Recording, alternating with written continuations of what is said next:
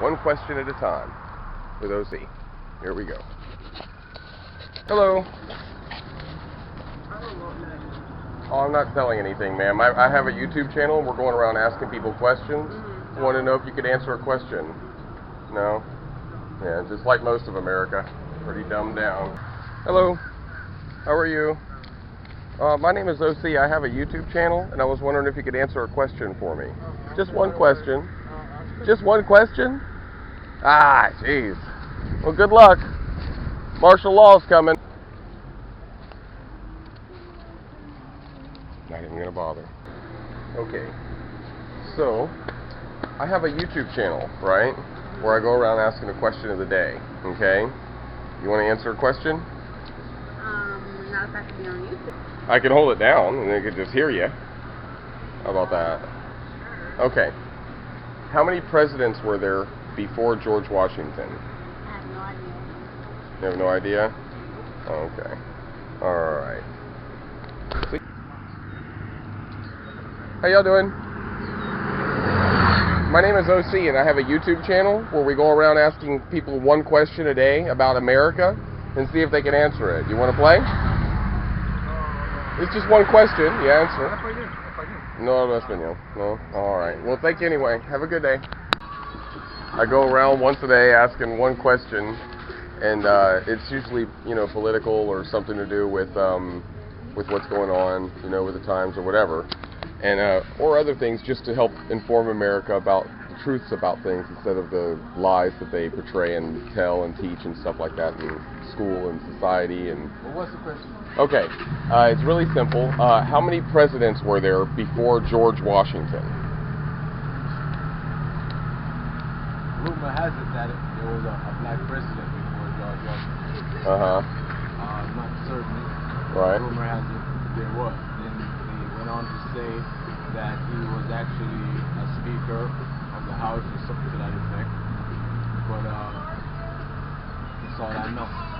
But I will look into the whole black president being before George Washington being one of those 8. I'll look into. Perfect. Okay. Yeah, thank you. I appreciate it.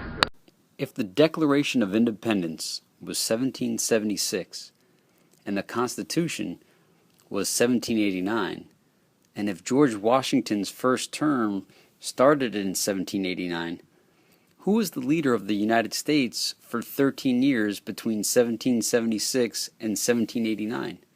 I learned the answer to this question from Prince. Yeah, Prince, the symbol, or the artist. He was on the Tavis Smiley show talking about chemtrails after he saw Dick Gregory talk about chemtrails, manganese, and malt liquor conspiracy theories on the state of the Black Union. And in the video, he mentions that he found out there were 8 presidents before George Washington. When I found out there were 8 presidents before George Washington, I wanted to smack somebody. I wanted to know why I was taught otherwise. Just tell me the whole story. I'll fill in the blanks. I think I also recall him saying that Barack Obama wasn't the first black president. So I started looking this stuff up and found out there were 14 presidents before George Washington and 7 black presidents before Barack Obama.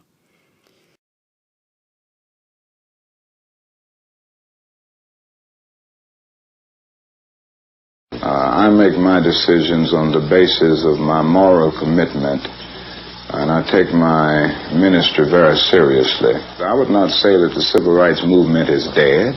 It's simply that we are moving to a new phase of the movement. For now 12 years, we struggle to end legal segregation and all of the humiliation surrounding legal segregation. So it was a struggle for decency. It was a struggle to get rid of extremist behavior toward Negroes. Now we are in a new phase, and that is a phase where we are seeking genuine equality, where we are dealing with hard economic and social issues. And it means that the job is much more difficult. It's much easier to integrate a lunch counter than it is to guarantee an annual income. It's much easier to integrate a bus than it is to get a program that will force the government to put billions of dollars into ending slums. It's a wonderful thing to work and be concerned about integrating public accommodations, or integrating the public schools, which I will continue to work for with vigor and with zeal. but I've also got to be concerned about the survival of a world in which to be integrated. And these issues to me are tied together in that sense. How did you arrive at this decision, and who influenced your thinking? I thought about it for several months, and finally I went away to write a book in Jamaica where I had a chance to reflect and meditate and do a great deal of thinking about the war in Vietnam. And I came to the conclusion then that I had no alternative but to take a vigorous stand against the war. Dr. King, when you speak out against this war, do you speak as a Negro opponent of the war? Is there something especially anti-Negro or racist about the war that impels you to speak out? I cannot overlook the fact that I am a Negro and that this war is doing a great deal to destroy the lives of thousands and thousands of my brothers and sisters. We are dying physically in disproportionate numbers in Vietnam, some 22 and 4/10% of the deaths, even though we are only about 11% of the population. The other thing is that we are dying spiritually and psychologically in disproportionate numbers at home, in the ghettos.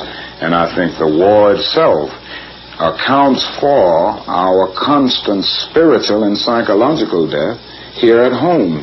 I weighed the criticisms that I would get. Yes, sir.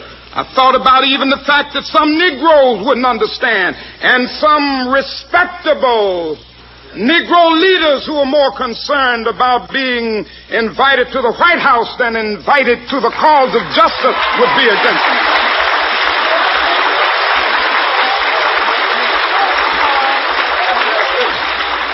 I weighed all of this.